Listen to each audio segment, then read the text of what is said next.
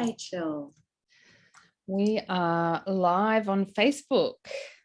Wonderful to be here. I'm sorry we are just a couple of minutes behind. And if I may just preface today's discussion for those who were at our practice group today, wonderful to see you again. And apologies, we have had some discussions around the theme for today. And while we were planning to be talking about attachment theory, we parked that one for a workshop, which we will certainly be letting you know about in due course.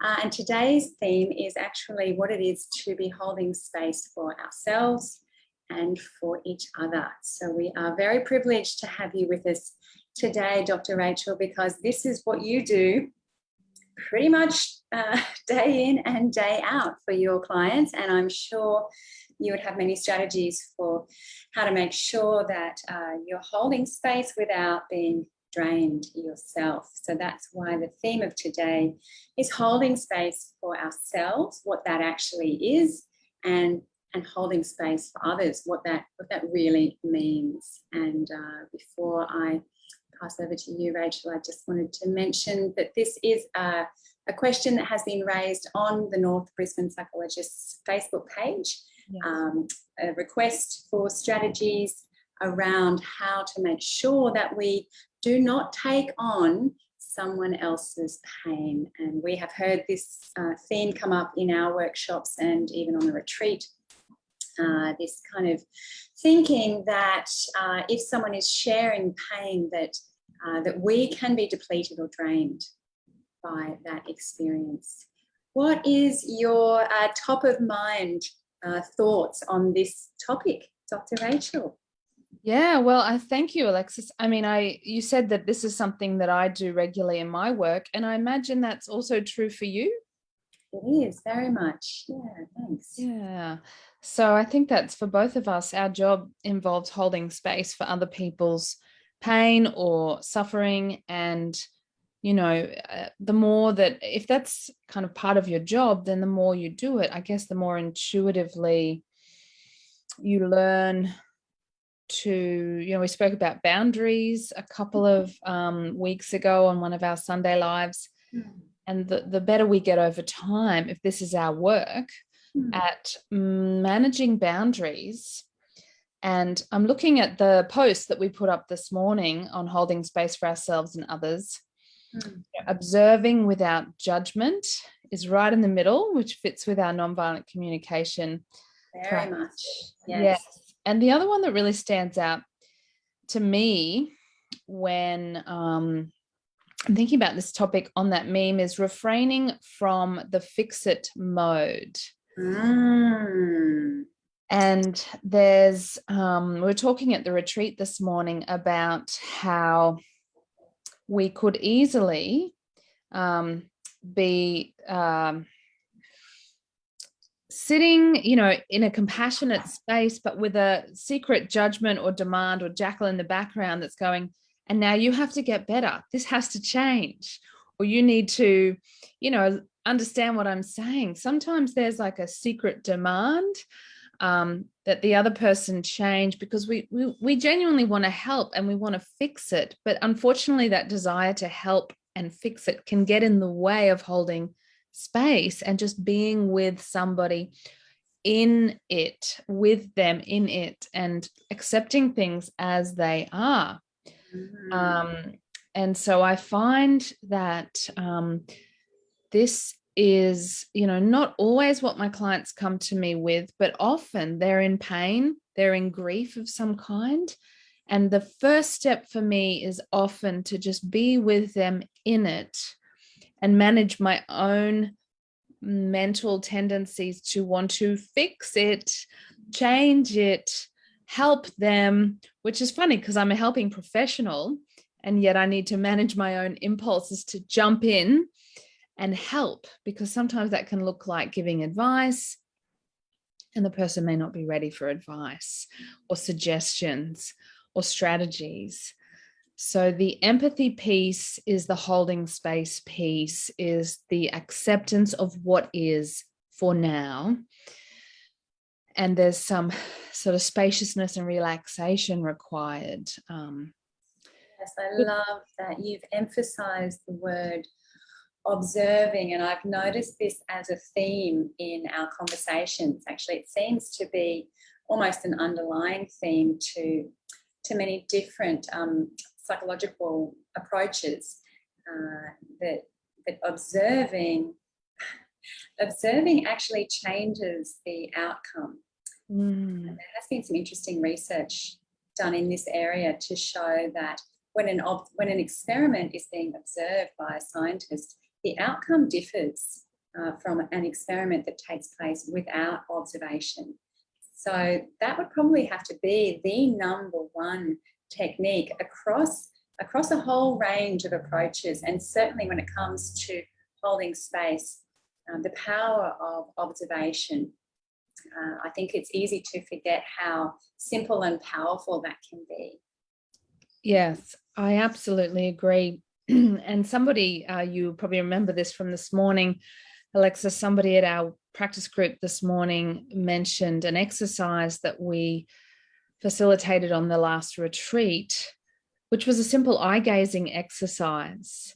And we invited people in pairs to sit directly opposite, spend a minute making eye contact, and then a minute with their eyes closed, observing their inner experience, and then a minute in the eye gazing exercise. And somebody who was there this morning who did this activity on the retreat said something really beautiful, like, we connected and that transformed our experience of it. And we didn't do anything other than we're present for each other.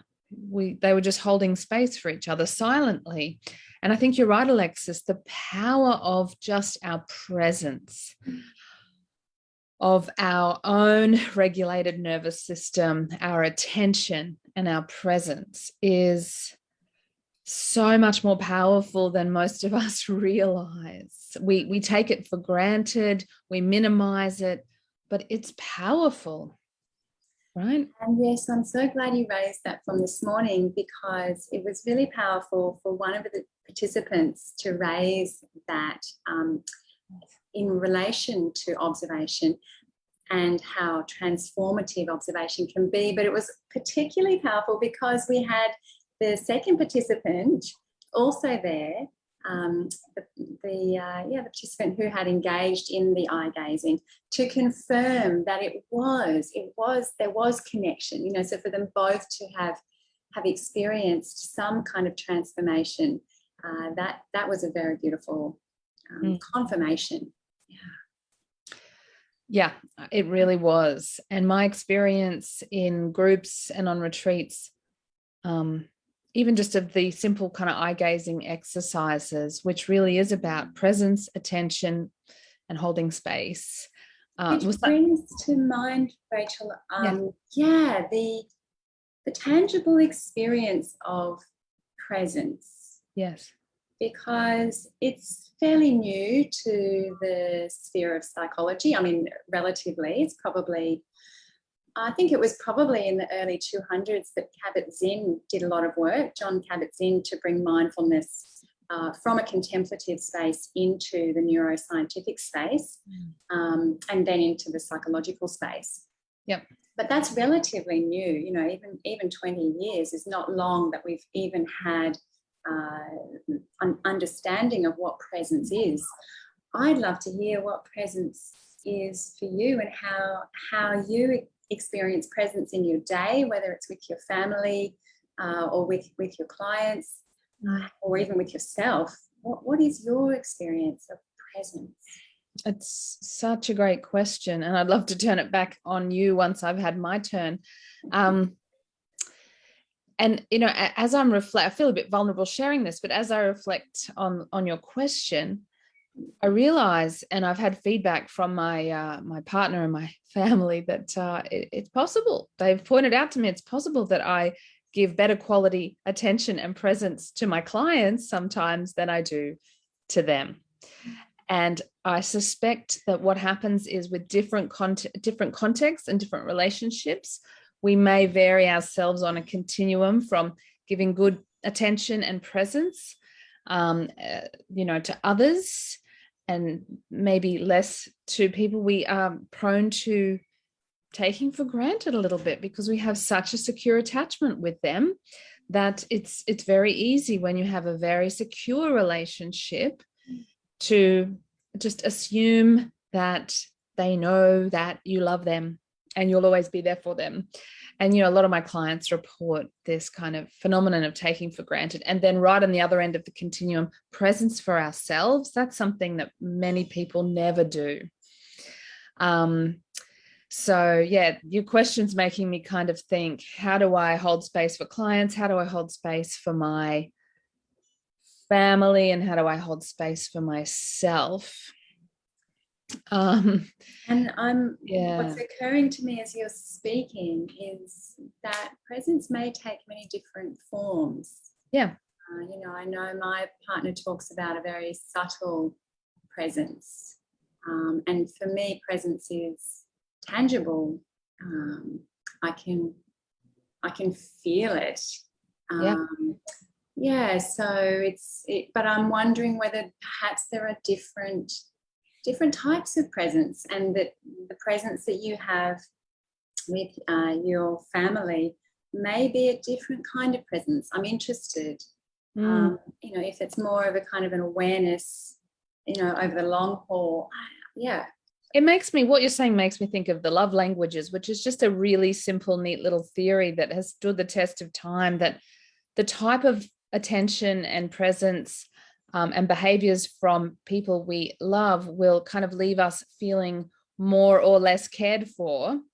And this might depend on our temperament and who knows what, but that, some of us really feel attended to and cared for through words of affirmation. Some of us just like the physical presence, but we don't need to be talking. Maybe we're doing an activity that's quality time. Many people listening will be familiar with the love languages, tasks or acts of service. So we maybe feel very loved when somebody does something to us and gives us their attention and presence through doing things for us. And so there's these different kind of, behaviors which we might experience as love and attention.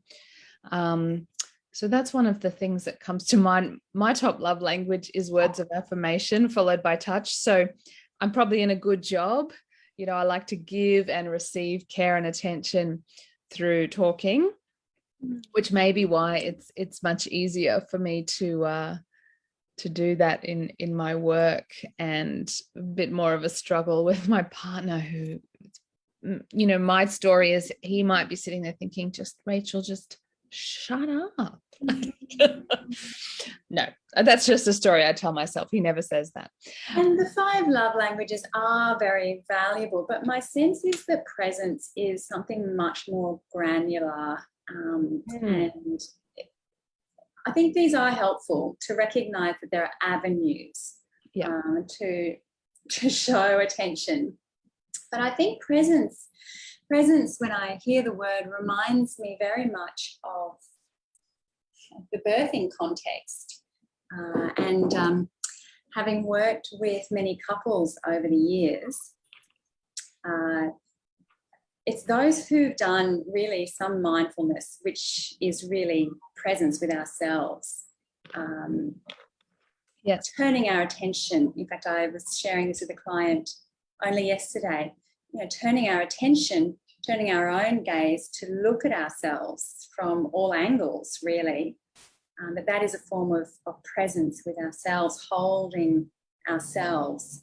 And a bit like we were saying earlier about the cultural lack of recognition for presence, I think those couples who haven't had any experience with mindfulness really struggle with the concept that just being present during the birth process is the most powerful thing we can do.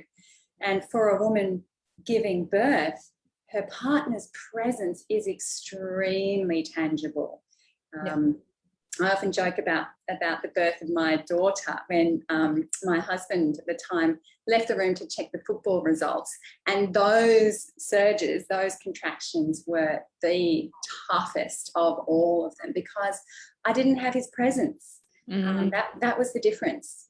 And I think, more and more there is an awareness of what presence is, but because it's quite new and it's subtle but very powerful. I think there's still more work to be done. Yeah, thank you for sharing that story. It reminds me of a couple of things. It reminds me of the quote that I saved on my phone yesterday, which says, we're not hardwired for self-sufficiency. We're hardwired for connection and sharing and contribution and belonging. Yes. And so we know we're so hardwired for this because there's research, as you've pointed out, on pain perception. And if you're holding the hand of somebody who you trust, your pain perception goes down. So hence your more painful contractions when he left the room. So even the presence of somebody we trust brings a kind of relaxation at a biological level to our nervous system, which accounts for the diminished sort of intensity of the pain perception. So we really are hardwired for connection and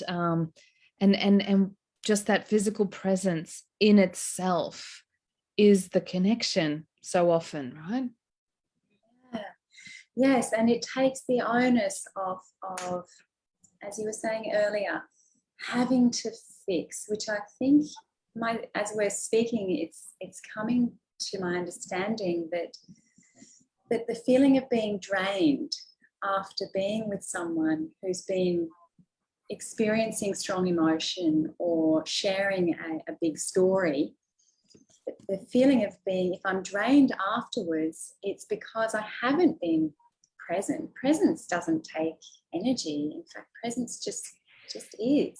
If I'm drained, it's likely because I've had a jackal in the background judging either the emotion or the story, or maybe I'm struggling to be with the emotion because I haven't learned to be present to that emotion myself. I haven't built tolerance to that emotion, so I'm subtly resisting. I'm getting tense, wound up.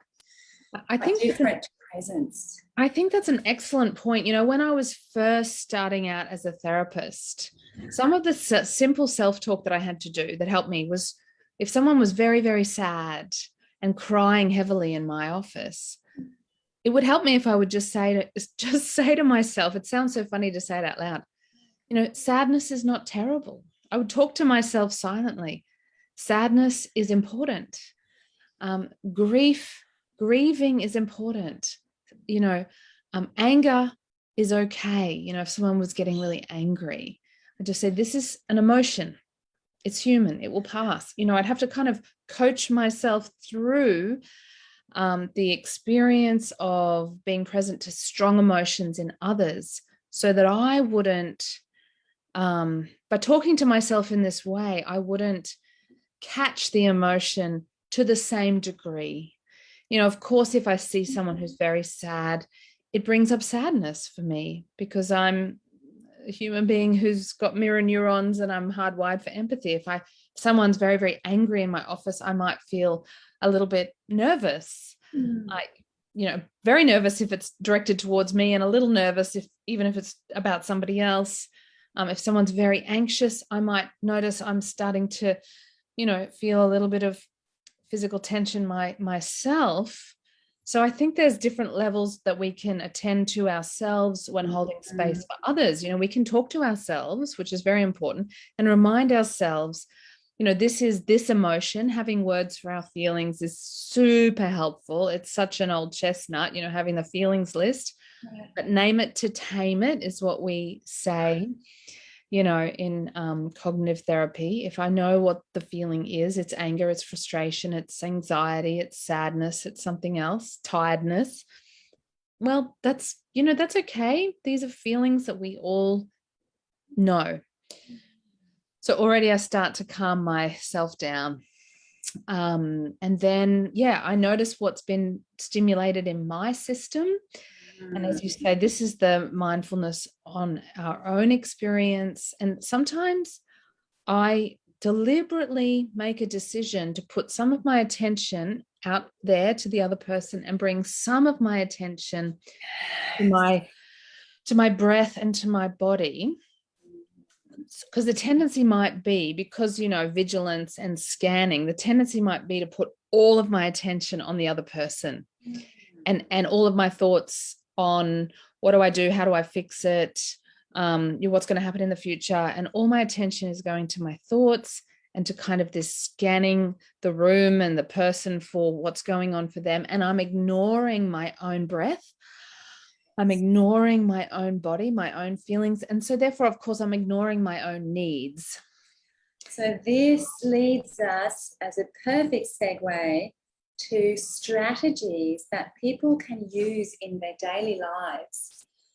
Or really, it sounds like we're talking about managing our own energy when we are faced with a friend or a colleague or a partner or a client who is bringing a big story and bringing a lot of emotion. How do we manage our own energy so that we're not left depleted by the experience? Yeah, well, this is what I learned in I only learned this really through my work. Wow. I'm so glad, because not even at uni? Was it taught in, Bachelor of Psychology? No. Wow. I didn't. I actually learned this from one of my mentors, Robert Gonzalez, who said, put some of your attention back on yourself. Yeah. Obviously keep some attention on the other person. And someone asked the question, would you apply this observing technique with children? And just observe them. I would say yes. Like, it's not the last step, but it's the first step. Just slow down, look at your little person or whoever it is, and just see them. Instead of seeing the thoughts about them or the judgments about them or your own fears, see them. And so with my clients taught me just to stop and slow down and put my attention on them, but also some back on myself. Because if I stopped breathing, or if I did this for the first year as a therapist, I ignored my bodily reactions and I ignored my breath. And I had to get massages every week because I became so tight and so tense because I unconsciously ignored and put no attention on myself. Yes. So now I just regularly check in with how's my breathing, how's my chest, how's my jaw, how are my shoulders, how are my emotions, what does my body need to do? Maybe I need to shift a little bit or change my posture, or maybe I need to go to the bathroom. And that has helped me enormously to not, take on, which isn't quite the right language, but the other person's distress, because I'm seeing the difference. I'm seeing that person's in distress, or if it's a child, that person's really angry and frustrated. But I'm okay, like I'm taking on a little bit of that. I can feel some things stimulated in my system. But now I'm conscious of my reaction and I'm also being with that. So just the observing and being with that in itself helps me kind of regulate and contain myself. So by the end of the interaction, I haven't gone right up to where the other person is. I've managed to kind of keep it down here, and maybe that's helped them kind of come down a little bit as well. So, it is this awareness and attention. Yes, as you're speaking, it reminds me how much we really do regulate each other, how much we are continuously influencing each other's nervous systems. It's quite incredible. And it's occurring to me how essential these techniques for maintaining our own energy, how essential they are in today's world with the mental health crisis, where mental health professionals themselves are on the verge of burnout. When you mentioned the massage, I'm seeing a number of mental health professionals myself for that very reason, that they are seeing more emotion and stronger stories coming into their workplace, and they do need that release. But even as a preventative measure, these very first stage strategies of learning how much do I move, how much do I engage with the story, and how much do I just detach. For example, I notice, and this is a very concrete strategy, I notice when I have a client here, on my couch, I position myself relative to the level at which I'm engaging with them. So, for example, I'll definitely lean forward and look eye to eye when there's something like an important message. But then quite frequently, if I feel that I'm being drawn in too much and I'm losing my observer's executive function, then I literally I sit back, and it just gives me a chance to connect with myself, and I can see the bigger picture, which I think really is a matter of staying present without being caught up in the detail.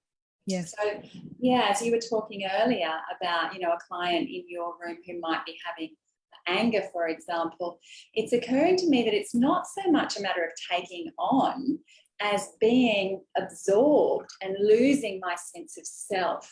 Yeah. And that, the strategies are really then about staying connected to my needs, all the things that we talk about again and again. The running theme through our conversations has been needs and honoring our own needs as these human valuable system technology, even for connection and integration and union with others. The needs can help us not only to regulate ourselves but also stay present. Yeah, exactly. It's reminding me of a very simple technique that I sometimes share with clients when you're mentioning pulling back, and it's the stop technique, and people can Google it, STOPP, and it's an acronym. The S stands for stop. So you kind of described yourself as just noticing that, oh, I'm getting, there's some intensity happening now. I'm going to stop.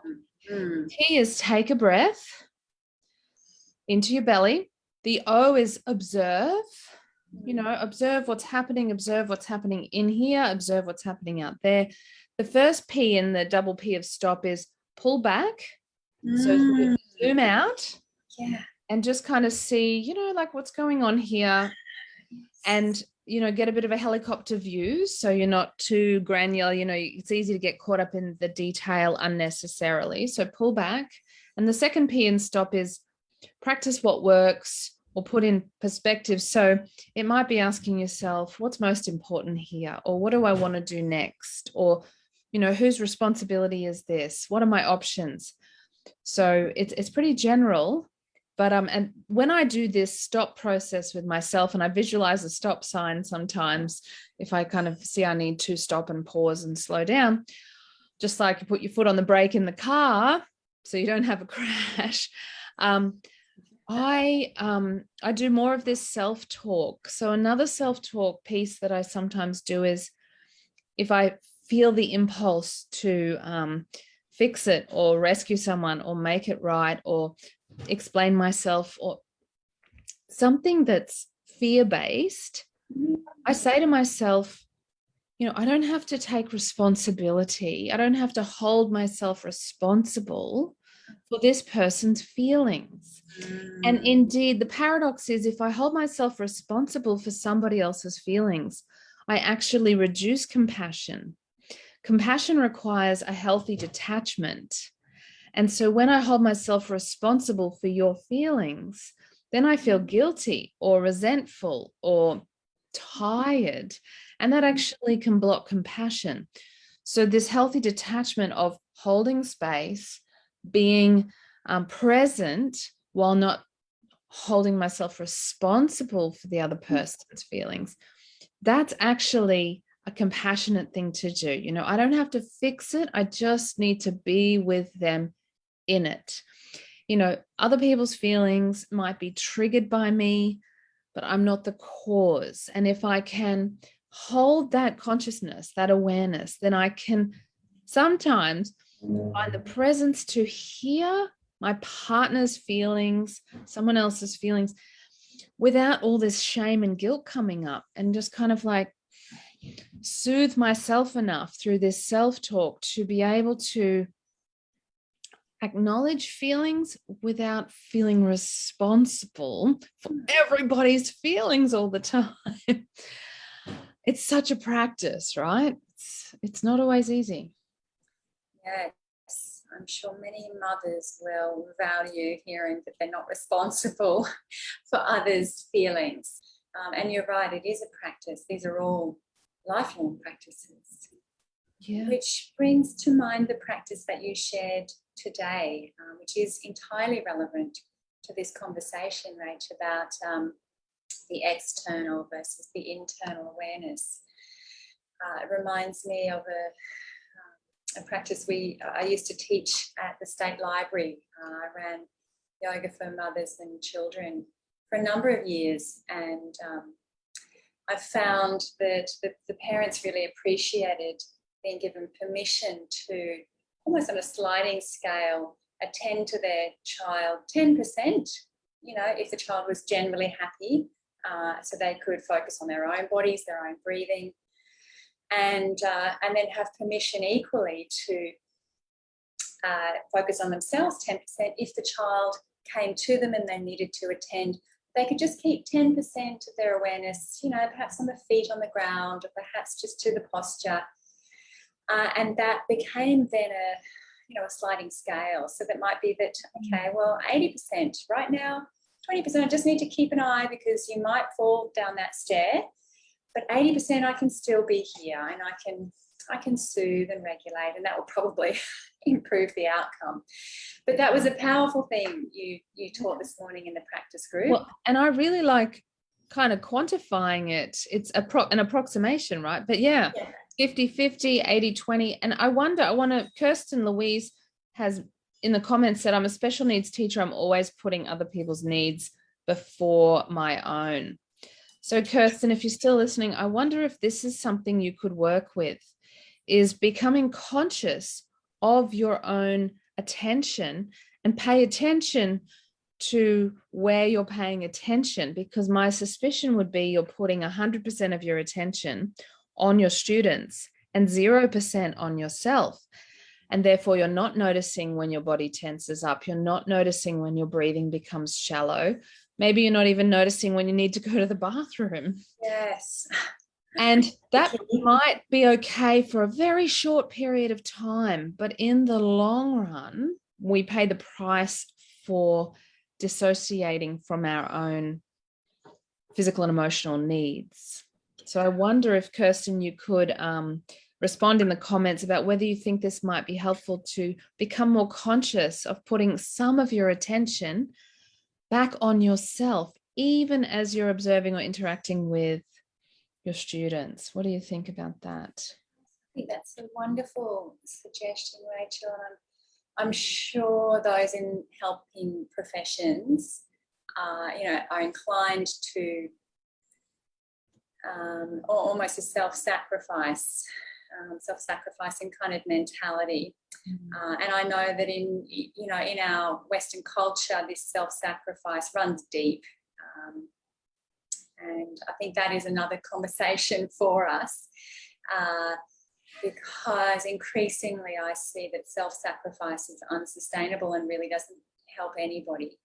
I might be generalising in that statement, but I've found that those that do give at the expense of the self inevitably are burnt out, as you say. And I think there's many different applications to this kind of sliding scale of where my awareness is. Yeah.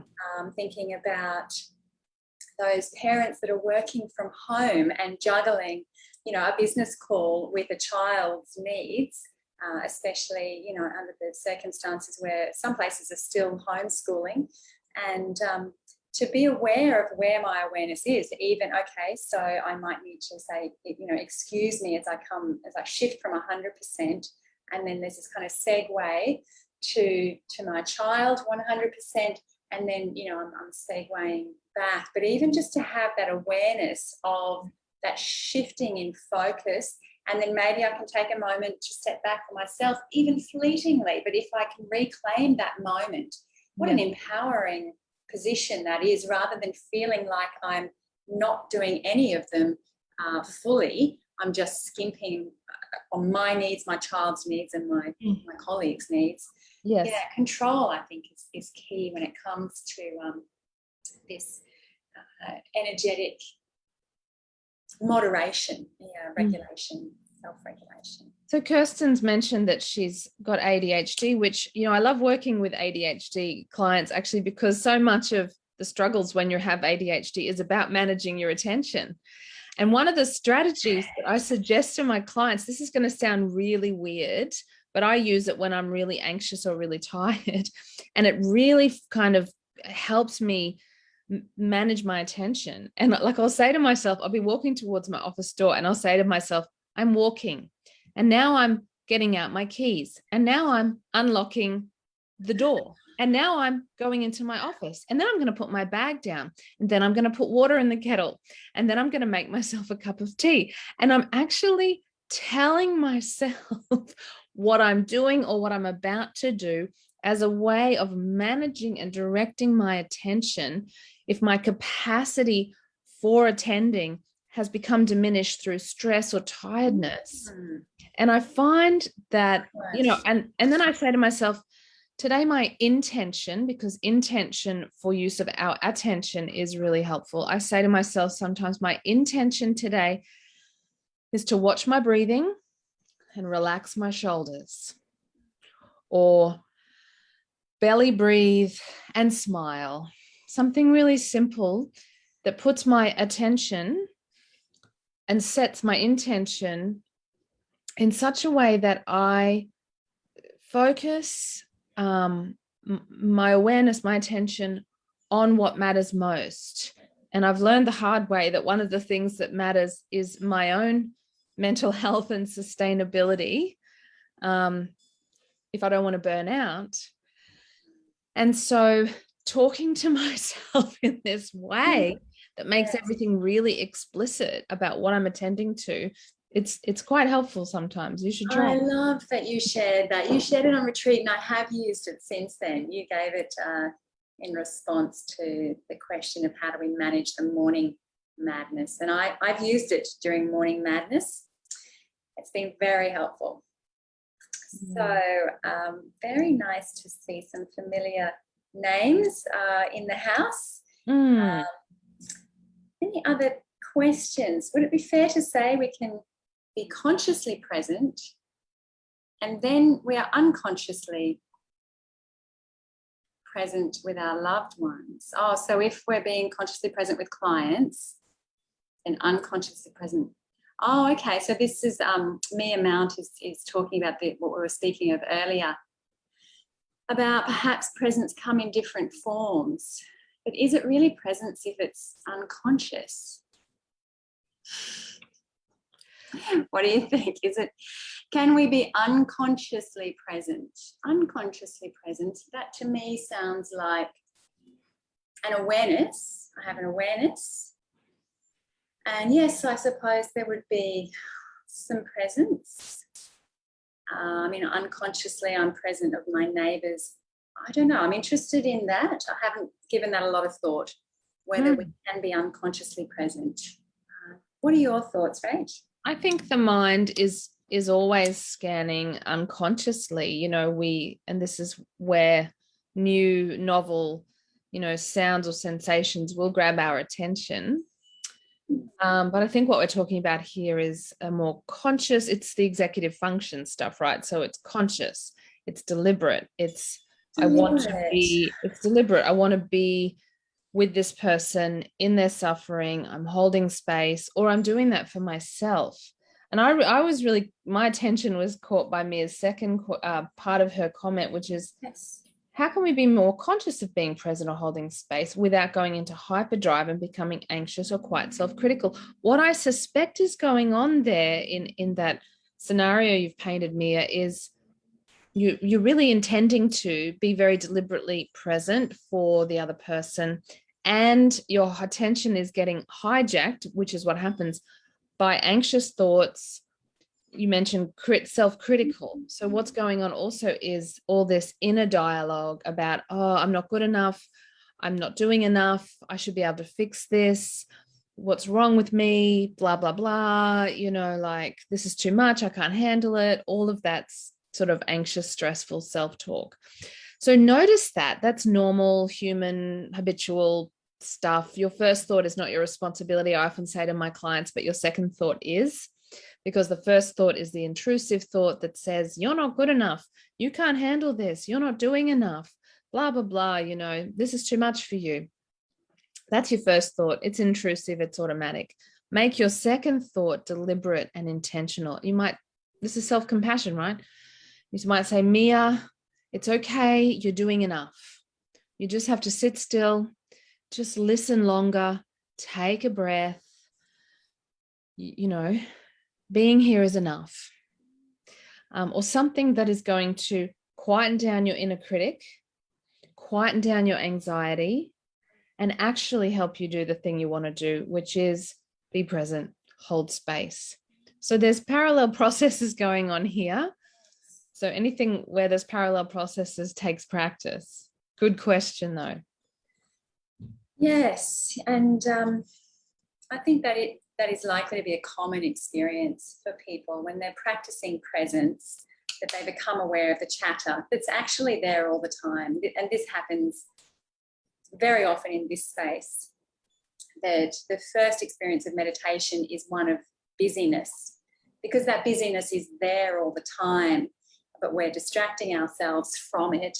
And it's not until we stop the distractions that we're, wow, okay, now I see the busyness. And it may be, Mia, that's your experience, that when you become present to somebody else, suddenly you're hearing what's been playing out underlying this all the time. In which case it would be very valuable to practice presence with yourself, holding space for yourself and just being with them, almost like a reel, just let it play out. And even the letting it play out enables some detachment, a bit like you were saying earlier, Rachel, with naming it. Okay, so I can see that that's a thought, that's a mental chatter.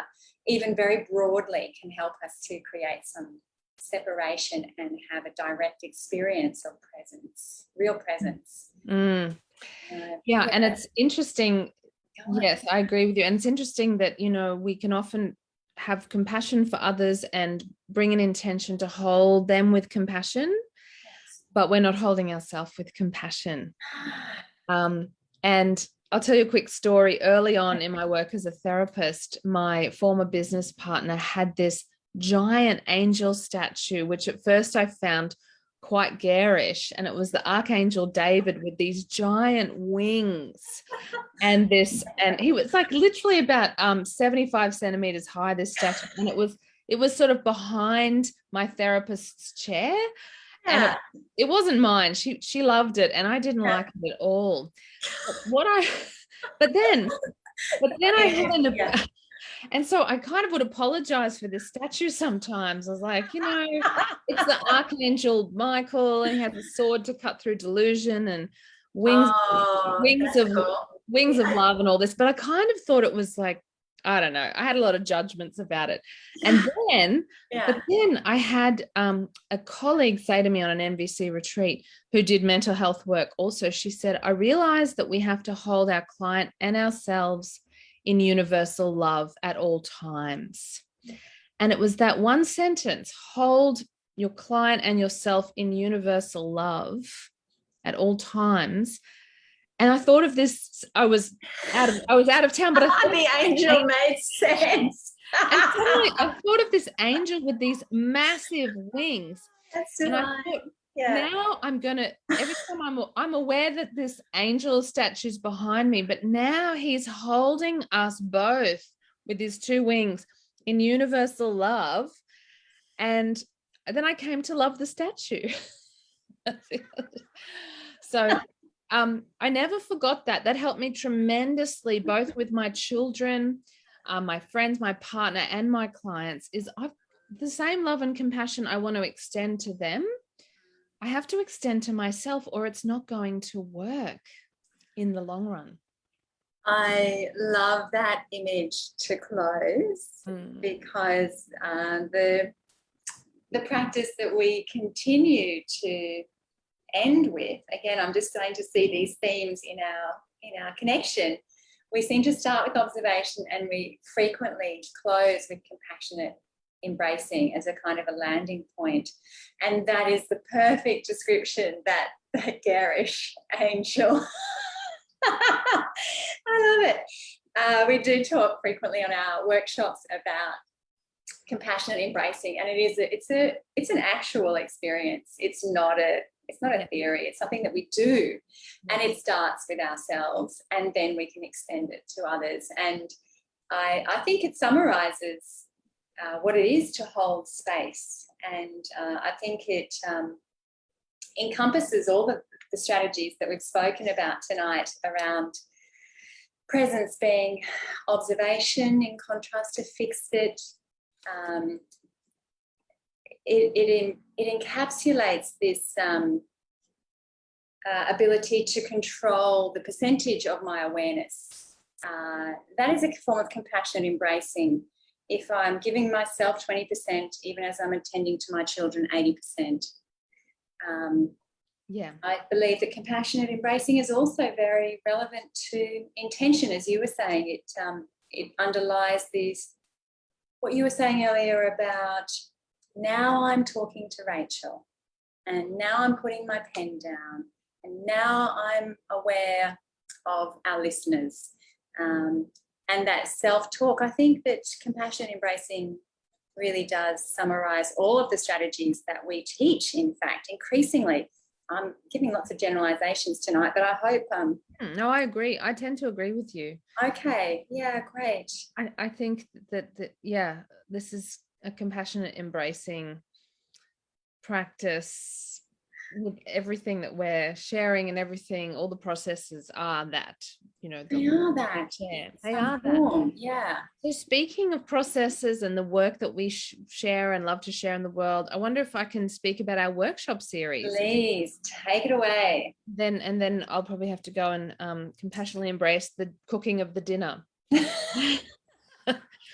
Those angel wings. Yeah. So we have a series of workshops coming up, Alexis and I, that will be held in Graceville at a venue called Amber Tree Yoga. So we'll put links in the comments. It's going up on my website tonight. It's on Alexis's website. It's a compassionate communication workshop series. 17th of October is the first one, the science and art of self-connection and also self-regulation. So we'll be looking at the physiological and psychological methodologies for grounding ourselves and connecting to ourselves. The second workshop in November on the 14th is the science and art of attachment theory, where we'll be looking at attachment styles and building closer, more secure relationships. And the third workshop on the 12th of December is the science and art of transcendence, where we'll be looking at the spirituality of compassionate communication or nonviolent communication. So if you would like to attend those workshops, they go from 9 a.m. to 1:15 with morning tea somewhere in there. They're $95 each. You can come to one or all three of them. And there's more information to come and on both our websites, like I said. Yes. Now, I should mention that our early bird is closing. So please get that, make the most of that discount as soon as you can, because that's scheduled to close at the end of the month. So, you can get yourself a good discount, $95 if you pay ASAP. It's $120 otherwise if you miss the early bird, so definitely worth cashing in on those. And the classes will be, or the workshops rather, will be limited to small groups, so you don't want to miss out. I think they're going to be really, really juicy at this stage of our integration. So please do join us. A lot of the themes that we talk about, you'll have a chance to directly experience and to apply them to different aspects of your life.